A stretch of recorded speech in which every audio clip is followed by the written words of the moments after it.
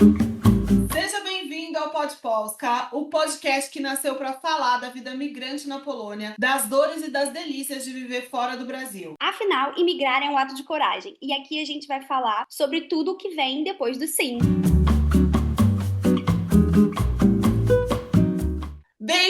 Bem-vindos! Hoje o pod está mais que especial. Você já imaginou um polonês apaixonado pela literatura brasileira? Daqueles que lê autores brasileiros, traduz livros e ajuda a levar a história do Brasil para leitores europeus. Pois é, hoje vamos conversar com alguém que construiu uma verdadeira ponte cultural entre Brasil e Polônia. Ele é escritor, tradutor e pesquisador de literatura brasileira, um polonês que mergulhou profundamente no nosso país, o Brasil. Elias Himmel, seja muito bem-vindo ao Pod Polska. Aqui é uma conversa de mesa, de café, de barzinho, então fica totalmente à vontade para abrir sua cervejinha e conversar com a gente. Muito Pode obrigado falar. por me acolherem com tanto carinho e é um prazer estar aqui com vocês. Ai, muito bom. Antes da gente começar, gostaria de falar para vocês não deixarem de seguir a gente aqui no Spotify, também no YouTube, para ajudar o nosso podcast a chegar a mais brasileiros espalhados pelo mundo. É isso aí. Então, Elias, vamos começar aqui com a primeira pergunta.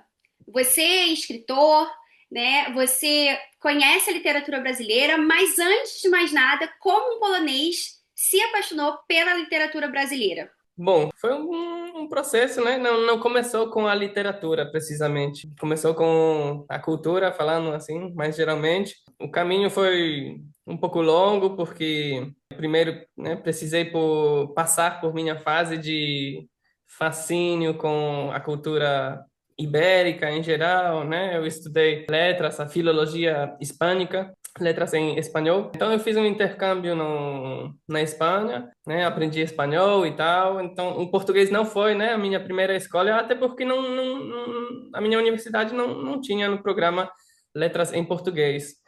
Aí o meu segundo idioma românico era francês. Aí eu depois fui morar na França, aprendi francês e tal. Aí já sabendo falar espanhol e francês, já Ficou a fácil. terceira escolha mais óbvia, né, é português, né? Aí então, né, morei em Portugal. Durante um ano eu convivi numa casa com 8 brasileiros, Meu Deus. é, né? E através desse contato, né, esse fascínio foi crescendo. E um detalhe importante, minha primeira semana em Portugal, eu me apaixonei por uma brasileira, né, uma Ah, mineira maranhense da Rondônia, uma grande mulher. Isso foi quase 11 anos atrás. E hoje em dia ela é minha esposa, né? A gente já está ai, que junto. lindo! A gente está juntos há mais de 10 anos já, né? E ela também foi uma grande professora da cultura brasileira. Então, talvez seja uma história um pouco longa, né? Para uma pergunta só, mas, bom, já que vocês perguntaram, né? Isso é maravilhoso, porque a É. gente que é brasileiro, a gente gosta de saber dessas histórias românticas. Uhum. Você sabe disso, né? É, Então, pois é, era bem romântico mesmo, né? Assim, porque, né, tinha aquele drama, primeiro, que era para ela voltar para o Brasil e eu tinha que voltar para a Polônia, terminar os meus estudos e tal, mas, assim, eu me apaixonei tanto que fiz uma promessa para ela que eu ia mudar para o Brasil, seja o que for, né? olha, Legal! E aí maravilhoso. eu tive que largar os estudos e fui trabalhar para fazer um dinheiro, só para ter um dinheiro para pagar a passagem, Para e voltar para o Brasil, para encontrar com ela no Brasil.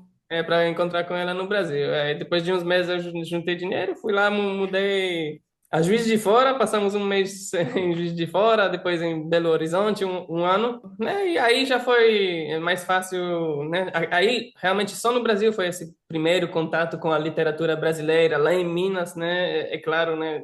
Tive que conhecer os escritores mineiros, o Fernando Sabino, né? O Encontro Marcado. Depois já foi Jorge Amado e essa Jorge Amado me impactou mesmo, assim, tanto é que eu fiz o meu doutorado sobre a obra dele, né? Sobre a obra de Jorge Amado. Começou com Capitães da Areia e depois Mar Morto e outros livros e assim foi. Mas me Nossa, conta que uma coisa, interessante. antes de você conhecer a nossa cultura, antes de ir para o Brasil, qual a imagem como polonês você tinha do nosso país? Antes de conhecer, bom, era bastante vaga, né? Antes do meu contato lá com os brasileiros lá em Portugal, era muito vaga essa imagem. Na Espanha, eu tinha, assim, três amigas brasileiras e elas eram super alegres, simpáticas, carinhosas, né? Então, essa parte né, já tive, a minha primeira, assim, intuição era, né, que o brasileiro é alegre, simpático, porque elas eram assim, né? Tem muito, é verdade que, assim, nós aqui na Polônia não tem, assim, quem não se interessa pelo Brasil não tem uma imagem bem definida, mas ela é um pouco deturpada com vários, Sim. assim, preconceitos, né? Assim, muita gente associa Brasil com crime organizado só natureza, aquela parte da natureza, todo mundo pensa que tudo é Amazônia, É, que o Brasil é uma grande Amazônia.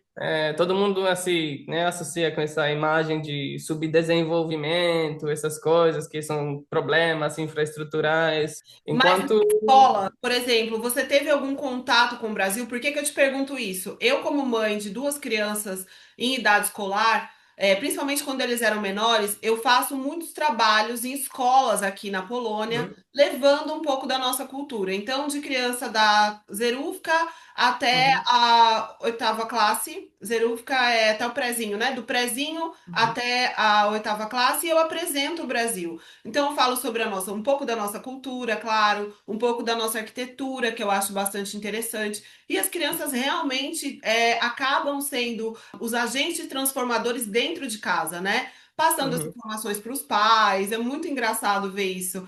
E eles, a Lara, hoje em dia, né, ela é professora voluntária da classe do pré. Então, ela também passa um pouco da nossa cultura, fala um pouco para as crianças, e eu vejo uma abertura muito grande das pessoas querendo conhecer o Brasil, né? Hoje em dia, com essa ascensão econômica da Polônia, muitos poloneses acabam viajando para o Brasil, inclusive, e trazendo um pouco da experiência que eles tiveram. E todos, assim, eu nunca tive nenhum amigo polonês que teve uma experiência negativa no Brasil, né? Eu acho que a maioria das pessoas acabam indo para esse lugar mesmo de aproximação. E a gente tem muitas uhum, coisas parecidas, né?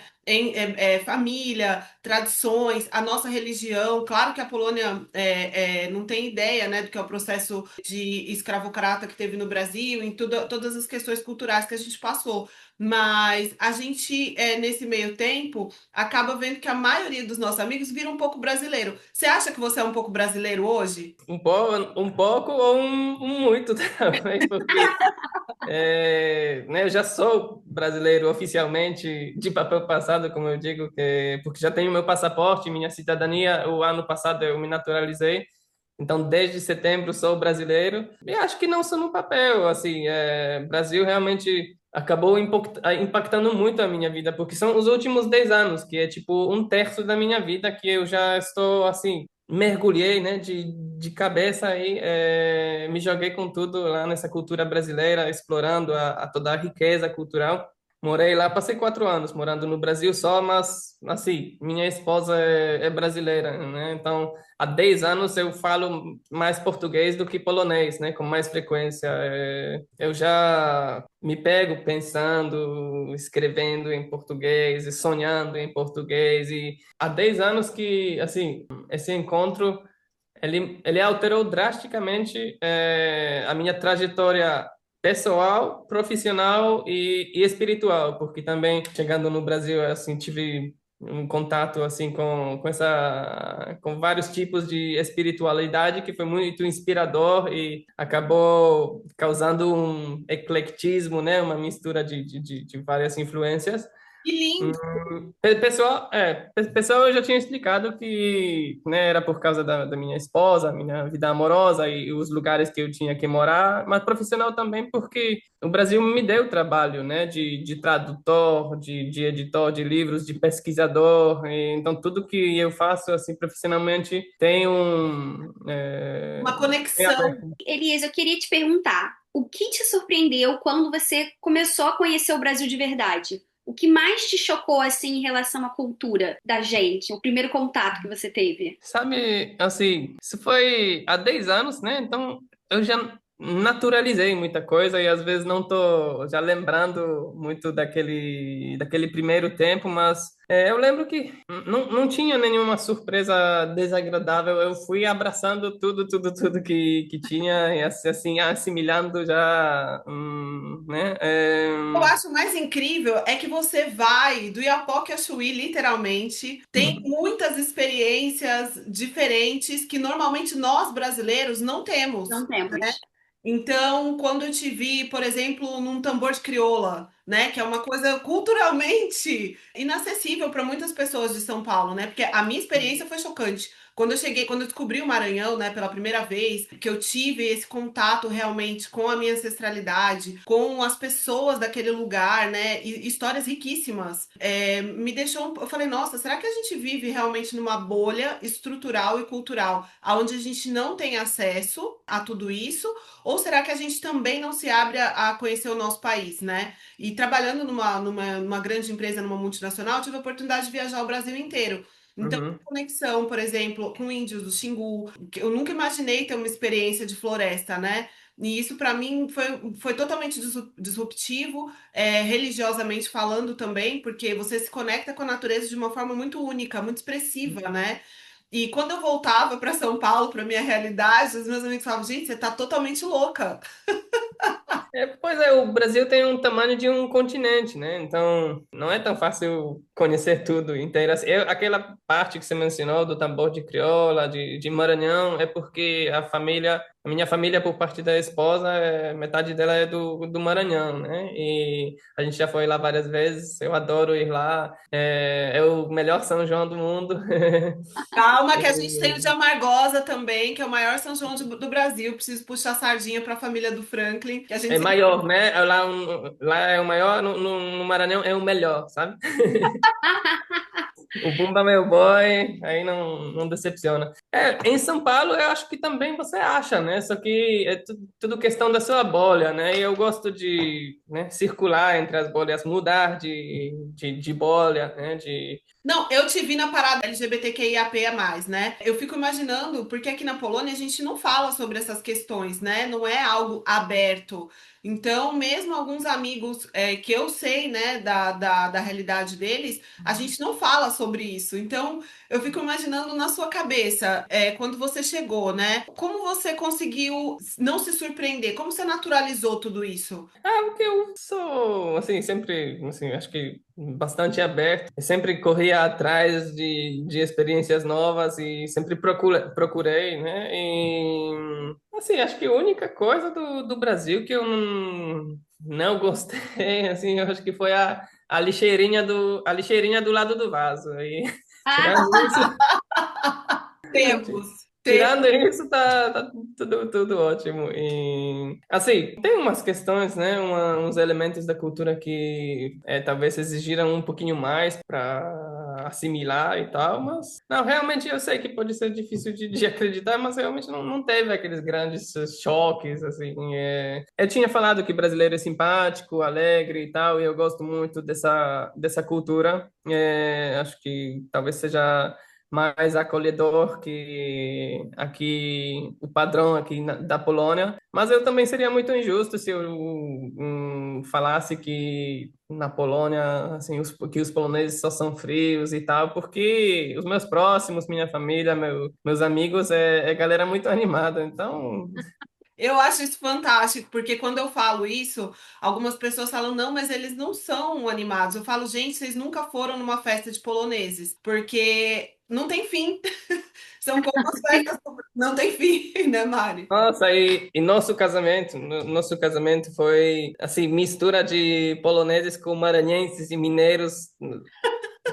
A festa mais animada que eu fui, assim, juntando essas duas galeras, foi incrível, incrível, incrível e durou mesmo, né? Todos os brasileiros, assim, quando a gente procurava um espaço para fazer o casamento, eles falam, não, só até 2 da madrugada, porque depois é problema. Aí eu falo, aqui não pode ser, então, porque a minha festa vai ser até 6 da madrugada, tranquilamente. Eles, você só tá falando assim, todo mundo sempre fala assim, mas as duas sempre acabam terminando. E não, a nossa festa durou até às 6 da madrugada, que né? maravilha. E Elis, deixa eu te perguntar, depois de você estudar tanto o Brasil, o que você acha que nós brasileiros não percebemos sobre o Brasil? Eu achei muito interessante isso que a Rai falou, da gente viver dentro da nossa bolha, a gente brasileiro tem essa síndrome de diminuir o nosso país, só que e eu falo isso por mim mesma, quando eu saí do Brasil, eu comecei a ver, claro, a gente tem pontos negativos como em qualquer lugar do mundo, mas eu comecei a ver um Brasil de um outro jeito. Então eu saí da minha bolha, saindo do Brasil, eu saí da minha bolha e comecei a ver o Brasil de outro jeito. E como você, que nunca viveu dentro dessa bolha do Brasil, pode dizer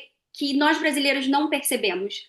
Então, eu não venho a ensinar ninguém, né? Porque eu ainda tenho muita coisa para aprender. Então, não queria me colocar nesse lugar de alguém que vê algo que outros não veem, né? Até porque, né, responder essa pergunta, assim, exigiria uma certa generalização, assim. Mas, bom, para tentar responder, eu acho que é sempre a mesma história. Eu também, quando eu morava num vilarejo, ou cidade pequena, né? Eu sou de uma cidade de 10 mil habitantes e para mim era o lugar mais normal, comum do mundo, mais entediante, chato, que não tinha nada. Qual o nome da cidade? Cojujo. Não conheço. Eu também não. Ninguém conhece. Interior, né? Mas, assim, só depois de ter viajado, né, morado em outros países, eu vi, nossa, que lugar excepcional, né? A gente tem um castelo medieval lá, tem 800 anos, mais de 800 anos a cidade tem uma muralha, assim, enorme em volta da cidade inteira e todo ano a gente faz um campeonato de cavalheiros, né, assim, lutas e assim, né? Tem essa cultura bem medieval, tem ferreiro que faz lá, né, as Opa! espadas medievais, essas coisas. Mas quando você cresce nesse ambiente, você não repara nada especial nisso, porque você pensa que o mundo inteiro é assim, basicamente, né? Como aquele peixinho que está nadando num oceano, ele não sabe o que que é oceano, porque é o que está em volta dele o tempo todo, então ele já toma como natural, né? Então os brasileiros, acho que depende muito da bolha, né? Eu acho que você tem razão quando você abre esse ponto, porque a gente não consegue ter noção realmente do nosso país quando a gente tá lá, né? Então, estando no Brasil, a gente normaliza as situações, né? Aqui na Polônia também, esquiar pra gente é normal. No Brasil é uma coisa, meu Deus do céu, né? É, Uhum. vai esquiar, minhas amigas, quando eu fui pela primeira vez, elas falaram, nossa. Toma cuidado, que é extremamente perigoso. Vai cair a neve em cima de você, as pessoas vão morrer, vão passar, sabe, como se fosse uma catástrofe, porque é o que passa na nossa televisão, né? Os acidentes, as coisas mais difíceis e tal. E quando eu vim para cá, eu comecei a entender e compreender que a gente tinha muitos pontos parecidos. Ao mesmo tempo, a cultura da Polônia era riquíssima e que eu precisava mergulhar profundamente se eu fosse continuar morando aqui, porque acho que não sei, na sua opinião, assim, você acha que os brasileiros que estão aqui, eles se adaptam bem à Polônia? A sua esposa, por exemplo, ou pessoas próximas, o que que você acha dessa adaptação nossa com a Polônia? Em geral, sim. Tem muita gente que está só de passagem, né? Como uma primeira porta para assim emigração então tem muita gente que não fica por muito tempo, mas em geral, bom, eu não tenho tanto contato também com muitos brasileiros aqui, mas ainda mais um ponto assim sobre aquela pergunta anterior, ainda lembrei de uma coisa que também vocês perguntaram sobre essas diferenças culturais e eu falando da minha cidade pequena, lembrei de uma questão importante para mim que eu morava do lado do mato, né? Um prado e depois floresta mesmo, né? Um bosque. E para nós era a coisa mais natural. A gente passava dia brincando lá na floresta, no campo, no prado, né? E quando eu fui no Brasil, assim, e conheci pessoas que moravam do lado de um morro, do lado de uma pedra, uma floresta, mas nunca foram lá. Eu falei, assim, como assim? Como você viveu aqui 20 anos, nunca foi lá? No Brasil tem muito dessa questão de natureza ser um lugar perigoso, né? Porque tem cobra, tem bicho, inseto, tem onça, às vezes, né? Não, nem sempre, né? Claro. Jacaré. Tô exagerando, jacaré, né? Então, muita gente não se aventura. Então, a gente associa Brasil a esse lugar, assim, cheio de natureza, assim, todo mundo aqui vê Brasil, né? Todo mundo associa Brasil com natureza e tal. Mas eu acho que brasileiros não usufruem tanto dessa natureza que rica que tem, né? Digo, claro, deve ter gente que usufrui sim, mas talvez não grande maioria. Tem ótimos lugares que poderiam ser trilhas e tal, né? Mas não, às vezes não tem uma infraestrutura turística. Bom, às vezes nem precisa de nenhuma infraestrutura, só alguém que conhece, mas assim, o povo não costuma se aventurar muito, né, no mato, nas florestas que tem por aí perto de casa. Aí a gente brinca, a gente vai catar cogumelos, né? Assim, Mas eu vocês acho que é uma questão também de segurança, né? Dependendo do Uhum. lugar que você mora, é realmente impossível você entrar numa floresta, né? Você sabe que se acontecer, se alguém te encontrar ali, nunca mais você vai ser achado, né? É. É muito. É, Quem mora no Rio de Janeiro, por exemplo, eu tenho amigas que nunca fizeram uma trilha. Eu falo, gente, mas vocês moram no Rio, como vocês não fizeram? Eu era do Rio e eu nunca fiz uma trilha no Rio. Já fiz aqui várias, mas no Rio eu nunca fiz. Mas não é verdade, é uma questão É de por uma questão de segurança, né? segurança. Eu acho que a gente parte por esse lugar da segurança, que a Polônia te dá essa oportunidade das crianças, por exemplo, né, irem e voltarem sozinha da escola e ter acesso, né, a fazer um acampamento em ah, cachoeira. eu sei que é um pouco mais problemático, né, lá, essa questão de segurança, mas, por outro lado, às vezes acho que é um pouco exagerado esse problema que tem perigo, mas o povo vê mais perigo do que tem realmente, eu acho. É, Sim, também concordo. A gente passa por desses duas paradigmas. Então, Elisa, eu queria perguntar para você, antes da gente entrar na parte de literatura, que é uma parte que você entende muito, o que você acha parecido entre os brasileiros e poloneses? eu acho que esse ânimo, né, essa energia, assim, simpática, isso a gente tem em comum. Tirando o sorriso, que o polonês não sorri. Não, eu sorri demais. Porque você já é É, brasileiro, né, Eli? também, né? Não, eu nasci assim mesmo. Nasci assim.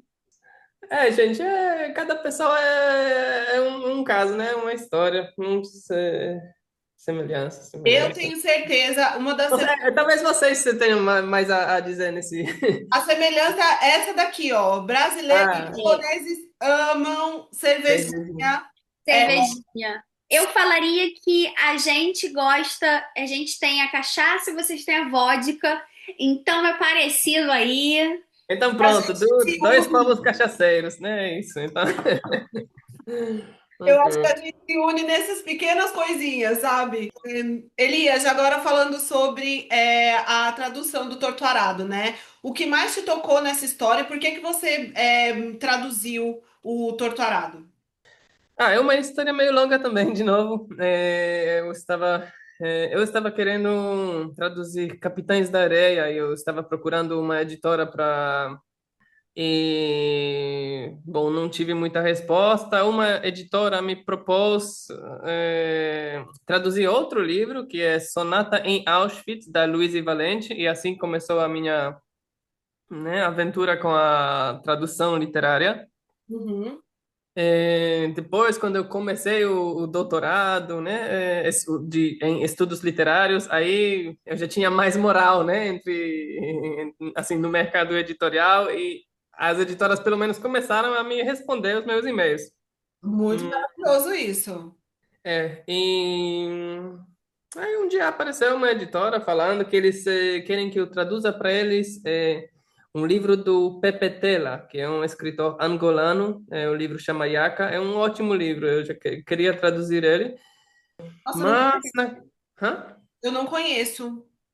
É um livro que conta um pouco sobre a descolonização da Angola. Na verdade, são 100 anos da história angolana, assim, várias gerações de uma família, né? História de várias gerações de uma família. Mas eu lembro que naquela época estava começando a fazer sucesso o doutorado no Brasil. Assim, eu estava participando em vários congressos acadêmicos e sempre, né, nos bastidores, assim, estavam comentando sobre o livro, né, os professores que eu ia conhecendo. Vi que nas redes sociais, né, você também estava ganhando muita atenção, vi o povo tatuando a capa no braço, pensei, peraí, isso já É. é muito, né, um símbolo poderoso. Esse livro deve ser forte, né? Aí eu comentei com a editora que me propôs traduzir Yaka, né? Eu falei que, olha, Yaka já tem, não sei, 50 anos ou sei lá quanto, já tinha, assim, é um livro, tem umas décadas de história já, então ainda podia esperar, mas vamos ver esse Torturado, vamos ver, vocês têm interesse, né? Porque eu lembro que eles tinham esse foco que queriam traduzir também literatura contemporânea. Aí, aí eu li, gostei e nem conseguimos os direitos autorais e tal. Mas por que que eu gostei? A minha pesquisa de doutorado eu fiz sobre a literatura nordestina dos anos 30, né, da época de Getúlio Vargas e tal, né? Então, é um contexto histórico bastante tempestuoso, não sei se é uma palavra. E então esses escritores eram Jorge Amado, José Lins do Rego, o Graciliano Ramos, né, o autor de Vidas Secas, É, Raquel de você optou pelo Itamar. O Itamar entrou na sua vida por conta do doutorado? um pouco assim, já tô chegando lá, tô chegando lá. E Raquel de Queiroz também. E aí quando eu li sobre Torto Arado e uma entrevista com Itamar, ele mencionou esses quatro autores que eram as influências literárias mais fortes dele, que foram esses autores nordestinos da época né, de 1930, que influenciaram mais a literatura dele. Aí eu pensei, então, se ele mencionou esses quatro escritores que eu estou pesquisando, analisando a obra dele, então deve ser algo bom, né? Deve ter uma afinidade aí. E realmente ele conseguiu meio que sintetizar, resumir nesse livro dele vários aspectos desse romance de 30, desse romance social do Nordeste, né, dos anos 30. Tem vários pontos em comum. E eu achei que esse livro seria muito bom para o público polonês, porque ele não é tão hermético. Assim, aqueles outros livros, aqueles outros autores que eu tinha mencionado, tipo Vidas Secas e tal, eles podem ser um pouco herméticos, até um pouco enigmáticos, até para os brasileiros, assim, porque Exatamente. eles já exigem um certo conhecimento. Conhecimento acadêmico, muitas vezes, né? Ou cultural, né? E Torto Arado eu achei que seria uma boa porta de entrada para esse universo da cultura nordestina, da realidade social de lá, né? Do interior da Bahia. É uma coisa que eu acho E engraçado, como você traduziu a identidade afro-brasileira que é passada no livro? Porque, para mim, na época, eu lembro que eu li na escola, então foi algo foi um boom, assim. Eu não uhum, sei como é que você passa essas informações pro público, né, através da uhum. tradução. Assim, né? Também, como eu disse, esse livro Torturado é uma boa porta de entrada para um público estrangeiro, assim, também para a cultura afro-brasileira, religiosidade afro-brasileira.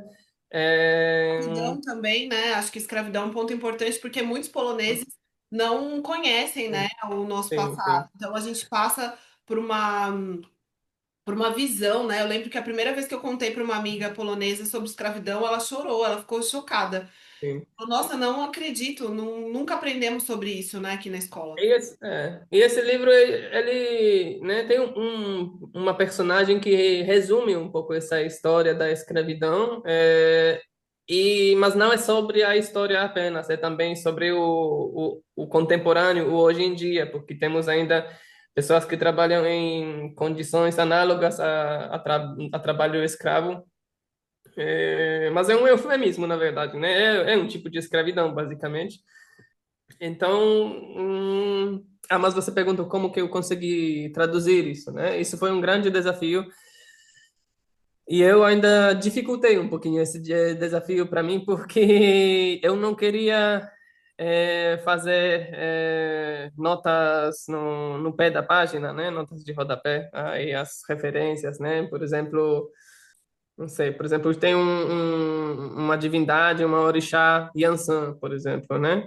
Então, a maioria dos tradutores, ou muitos tradutores, acho que simplesmente colocariam aquele asterisco e embaixo da página explicaria, né, assim, de modo um pouco enciclopédico, o que que é e tal.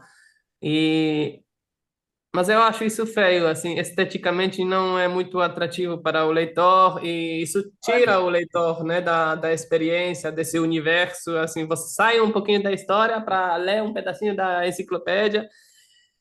Então, eu queria que o texto se autoexplicasse, né, que se eu explicasse por si mesmo.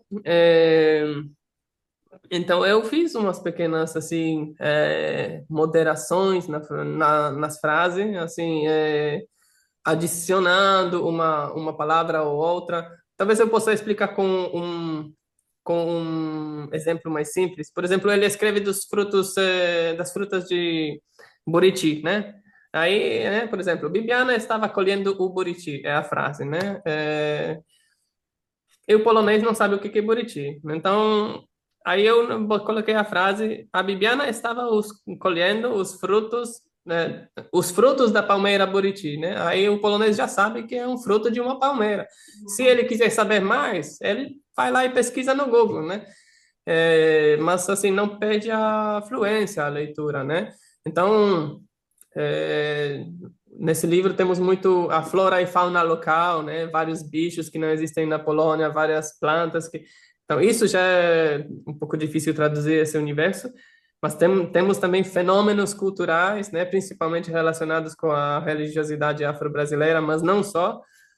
E traduzir isso, assim, sem ser enciclopédico, isso já foi um grande desafio, mas pelo feedback que recebi das pessoas, dos leitores, acho que funcionou, deu certo, né? Então, Então, eu estou muito satisfeito com isso. e assim, resumindo assim, para quem está ouvindo a gente e nunca teve a oportunidade de ler o livro, um breve resumo de como você contaria essa história, como você poderia chamar. Quem é o livro?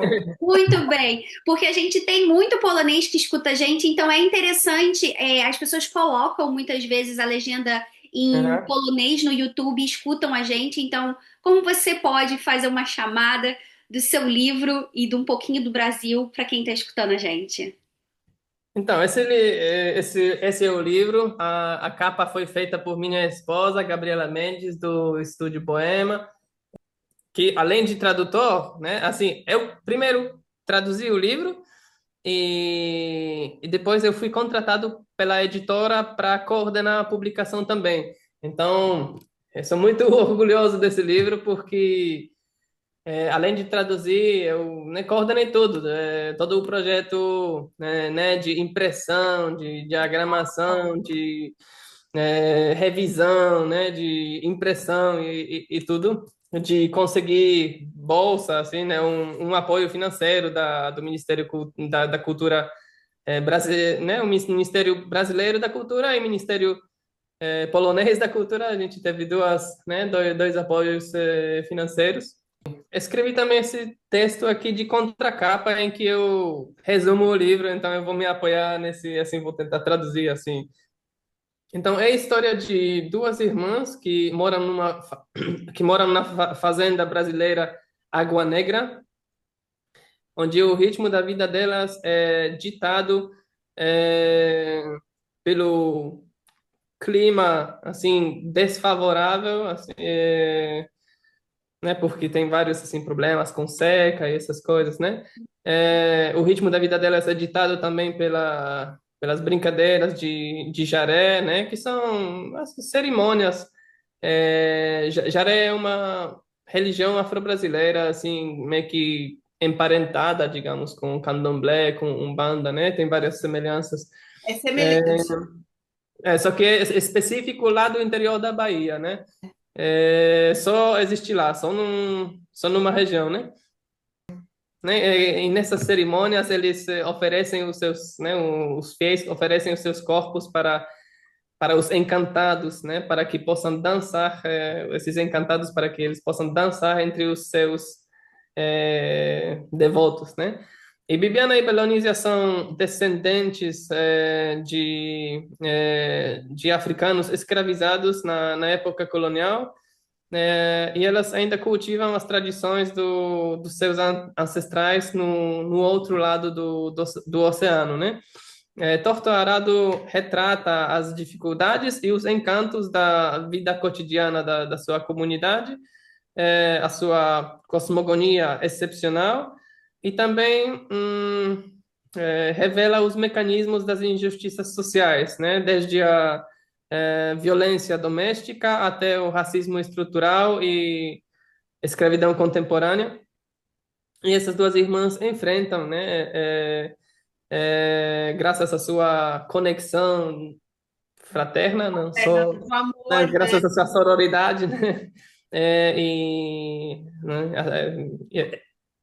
Isso tudo é enfrentado pelas filhas do curandeiro, né? Zé Chapéu Grande, né?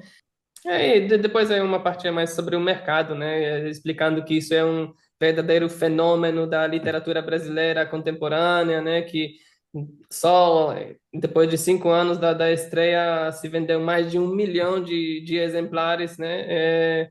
E que o HBO Max já comprou direitos para fazer filme e que tem, né, espetáculo assim de teatro, um musical e ganhou um prêmio Jabuti e o Oceanos, prêmio Leia e que foi indicado ao Booker Prize e no final tem as citações assim do Lula, né, o presidente do Brasil que está falando que isso é um retrato do Brasil profundo e que todo mundo deveria conhecer. Tem uma citação do New York Times enfim, empolguei, gente, desculpa. Mas é um assunto empolgante, né? Porque se a gente for parar para analisar, hoje em dia os encantados ainda existem. Então é algo literário que é trazido para nossa realidade, para nós brasileiros, né? De uma forma muito normal, é normalizado. Quer dizer, né? Para brasileiros que se interessam por literatura, cultura, espiritualidade, enfim, e outras questões. Mas a maioria das pessoas não tem ideia sobre isso, né? Então é algo que passa do imaginário. Passa não só do imaginário, né? Passa da realidade das pessoas e ele conseguiu traduzir isso de uma forma literária, de uma forma bonita. Eu sou apaixonada por literatura brasileira, também amo Jorge Amado. Eu amo a Bahia, eu amo os poetas baianos. Eu acho que depois que eu mudei, olha que loucura, né? Depois que eu vim para Polônia, acho que eu fiquei mais apaixonada pelo Brasil. Eu É assim sempre, porque quando a gente está morando lá, a gente não vê o quanto que é belo, a gente precisa sair para sentir saudade, para ver que lá era mais legal do que aqui, né? Bom, não sei se mais, mas né, Não tem sentir como saudade ser de. mais, porque hoje em dia eu falo que o nosso coração é totalmente dividido, né? Porque eu amo, Uhum, por exemplo, a cultura Kashubski, que é a cultura daqui eu falo do meu povo, né? Das é, pessoas com que eu convivo. Então, é muito perto de nós também. E, uhum. claro, né? Com outras situações, com outra verdade, mas eu me sinto muito conectada com as pessoas daqui também. Que loucura isso, né? Que loucura, e que bom, que bom que está sendo feliz aqui, nossa, muito feliz, porque, como você disse, é um pouco diferente aqui e não, talvez não todo mundo consiga se adaptar dessa forma, mas que bom que você foi bem acolhida e. Ah, sim, eu acho isso fundamental, porque do mesmo jeito você também no Brasil foi, né? É introduzido dentro da nossa sociedade de uma forma onde você se apaixonou a tal ponto de fazer isso o seu trabalho. E claro, né, que nem todo mundo precisa ir tão profundamente, porque as pessoas hoje em dia não falam sobre profundidade. Mas eu acho fundamental a gente passar esse ponto de vista, porque às vezes um pouquinho que a pessoa se abre a entender, compreender o que o outro tem para nos oferecer Uhum. faz diferença na vida dela para sempre, né? Sabe por quê? A gente mudou para Belo Horizonte quando eu mudei para o Brasil, que a gente podia mudar para lugar qualquer no Brasil, mas assim, Rio de Janeiro, São Paulo era caro demais para a gente não tinha como morar lá. Então escolhemos Belo Horizonte, né, que não tinha mar, nem aquela beleza de cartão postal, assim, não, é bonito Belo Horizonte, claro, é Belo Horizonte, né? Mas, assim, não é a primeira escolha, assim, falando em termos, assim, né, turísticos, ou sei lá.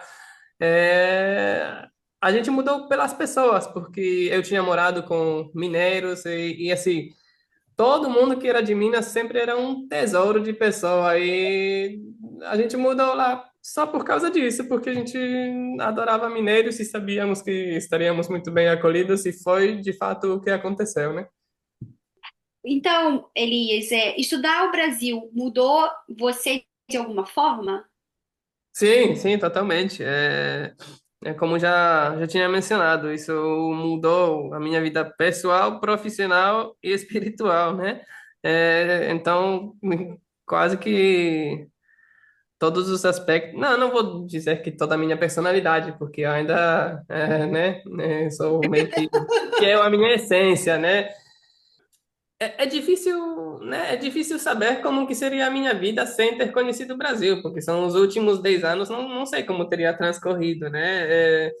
Já faz parte assim, inseparável da minha vida, né?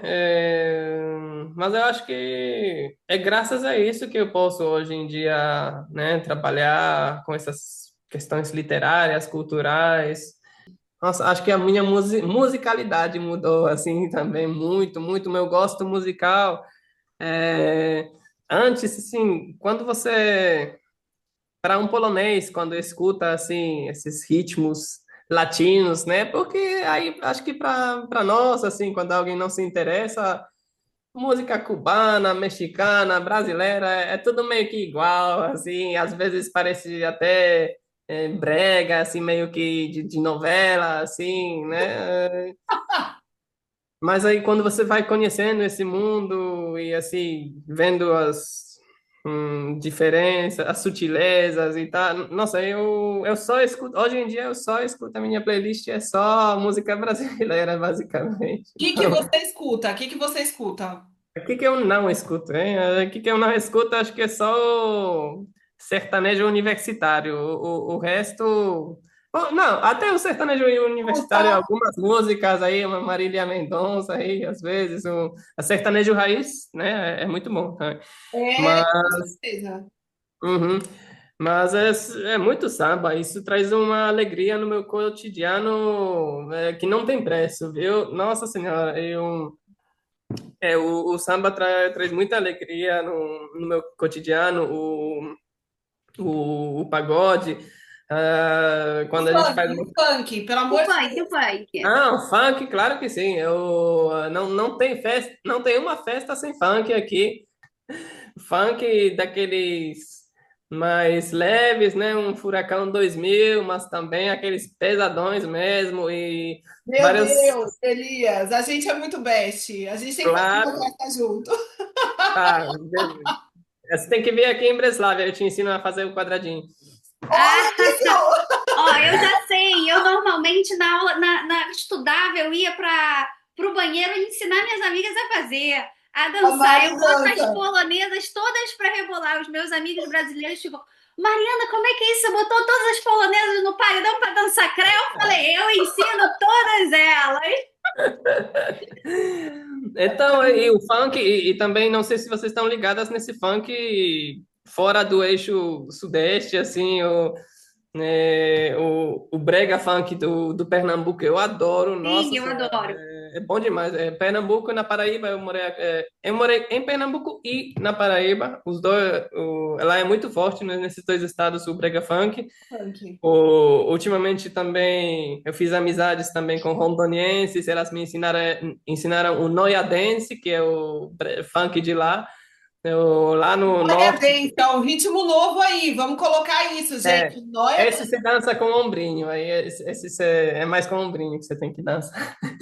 Não Noia conhecia. Dance. Será que eu não conhecia isso? Meu Deus. Eu não conhecia. É porque é diferente do Tecnobrega, né? O Tecnobrega vem É, do Belém do Pará. Eu sou apaixonada pela Gabi.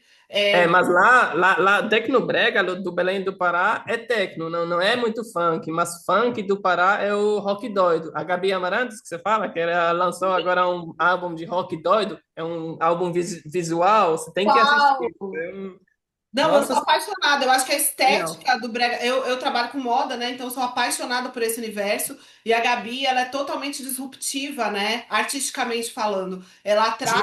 Juntando essa sua paixão por moda e música lá da Gabi Amarantos, ela tem uma música que chama Short Beiracu.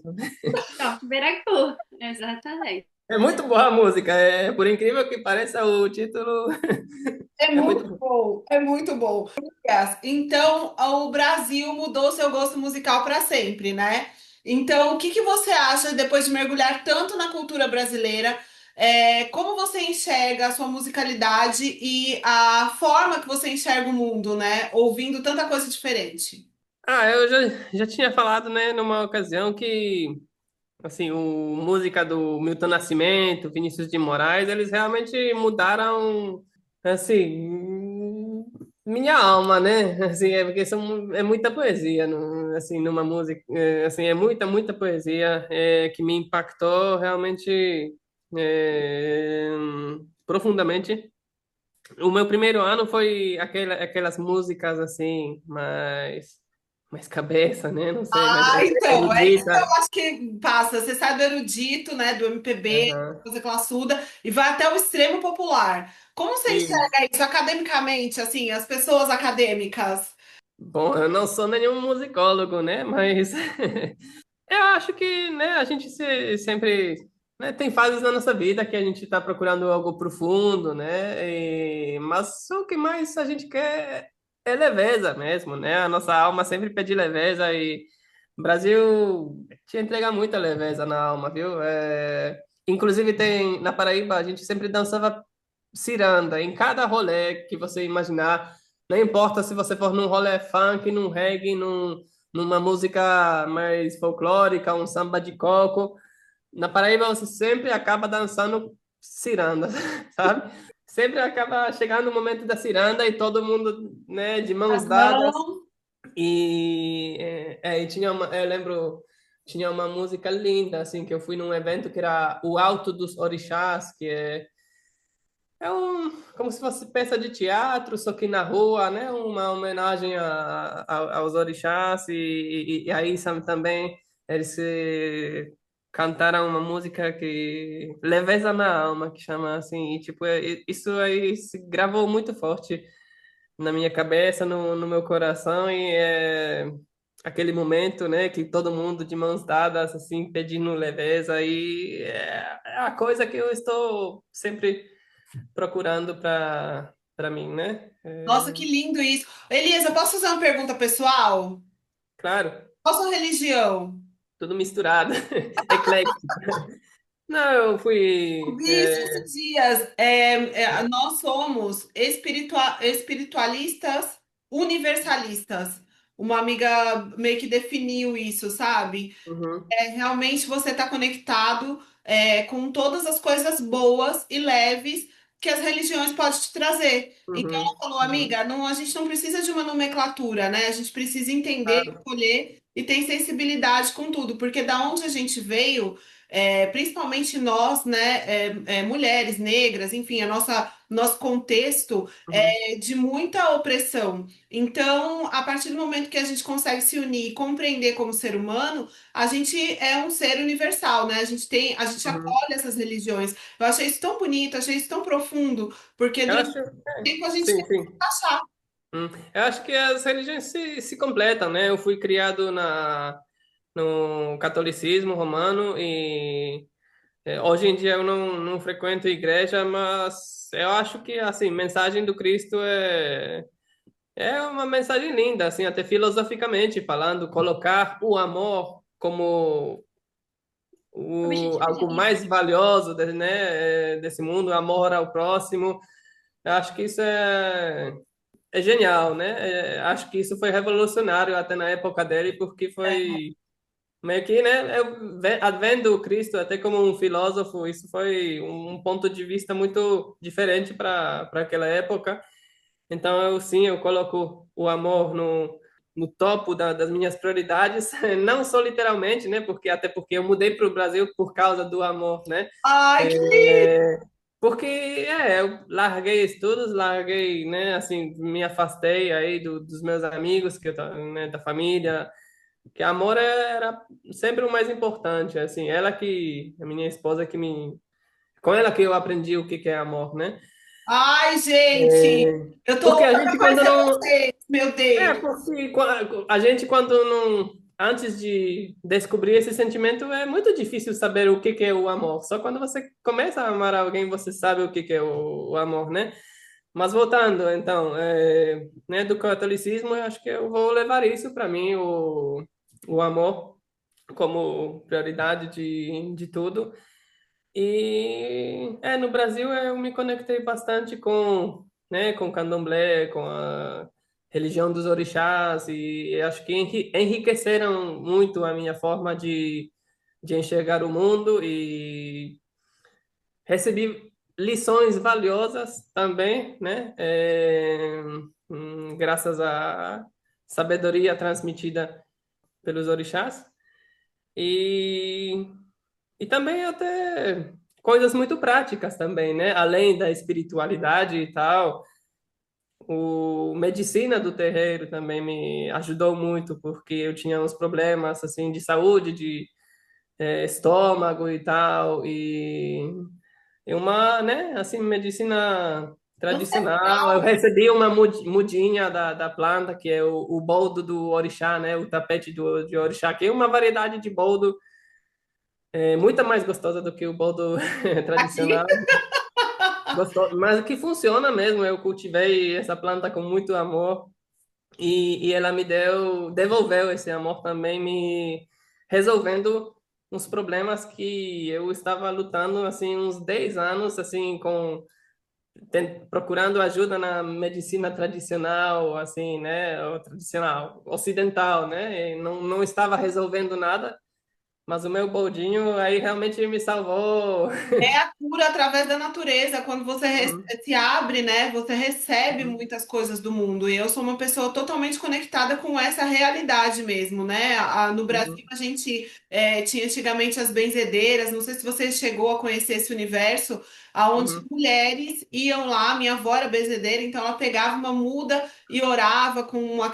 E muito bonitinho, porque a oração é da Igreja Católica, né? sim, Onde ela cresceu, onde ela viveu, mas ela uniu isso com a filosofia indígena, que é da onde a mãe da minha mãe veio, né, do interior da Bahia. Então, gente, é uma sincronização religiosa incrível que tem só no nosso país, né? E antigamente a gente tinha muito respeito por isso. Eu acho que hoje em dia, se a gente falar sobre as nossas experiências, compartilhar o que você viveu, né? uhum, A cura através de pessoas com mais idade, e isso vai se passando de geração em geração. Então eu sim, tomo muito chá aqui em casa, as crianças estão acostumadas ah, também.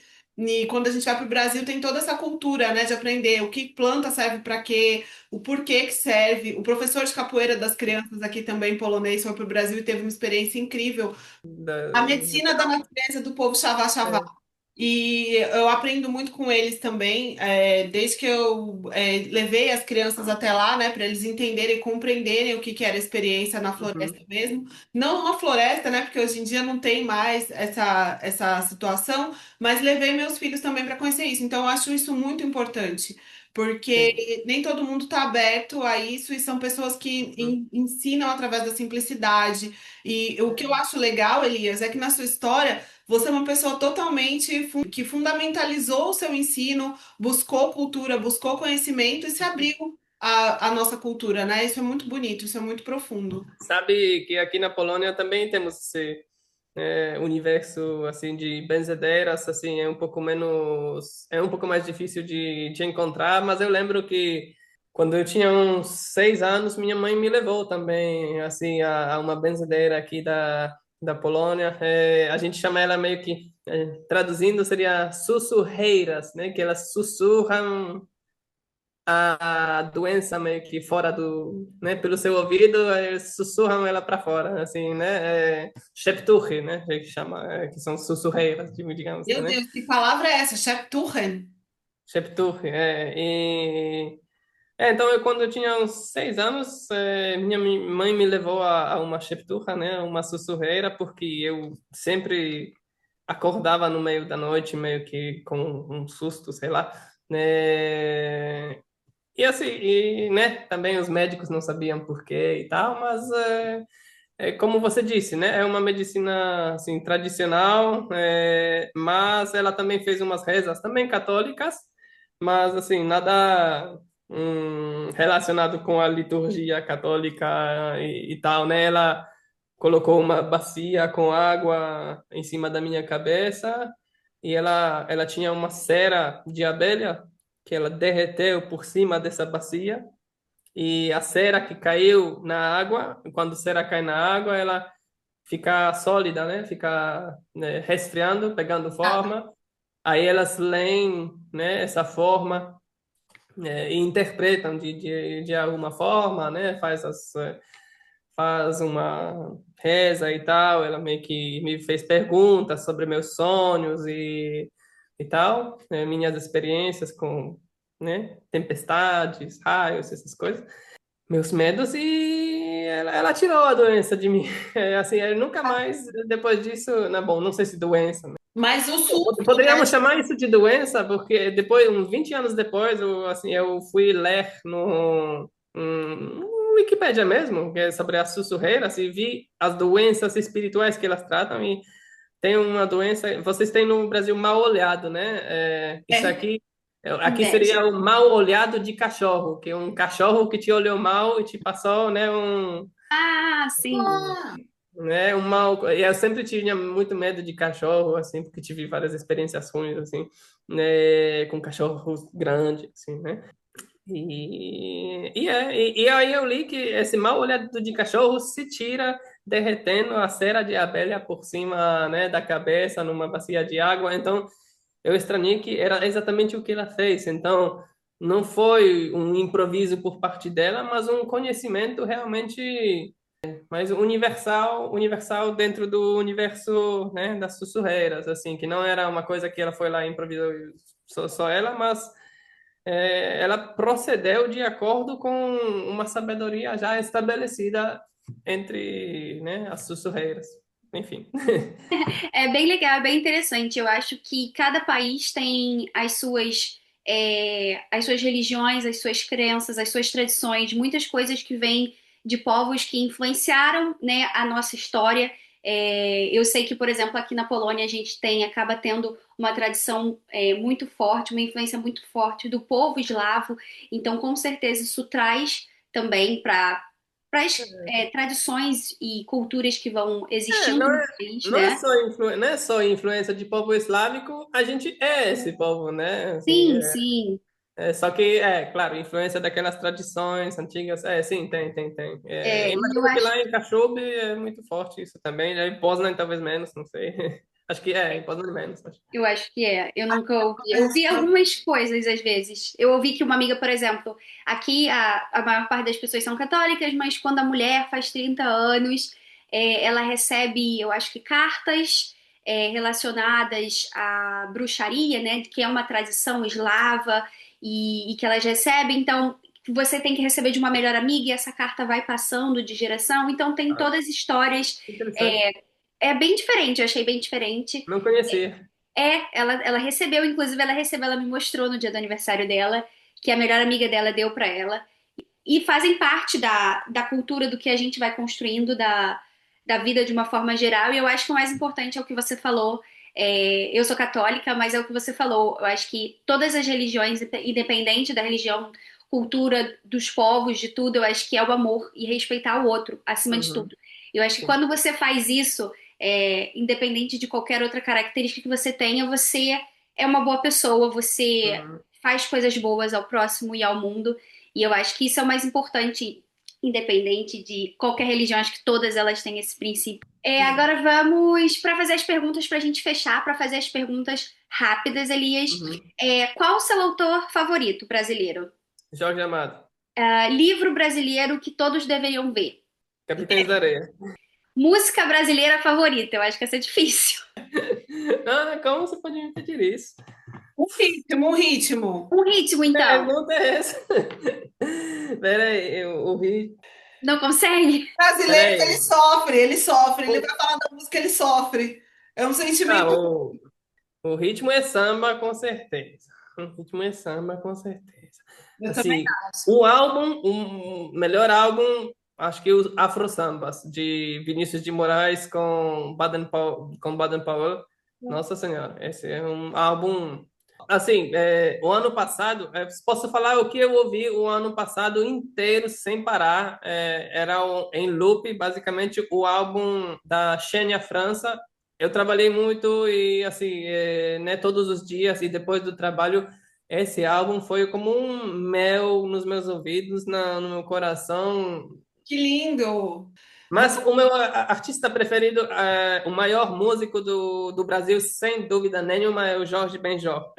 Jorge Benjor é, sem dúvida, o maior músico brasileiro, porque, né, vou justificar aqui, pela musicalidade dele, pelos, né, pela musicalidade, pelas letras, a profundidade que essas letras têm. Ele teve várias inspirações, assim, ele conseguiu unir a filosofia com o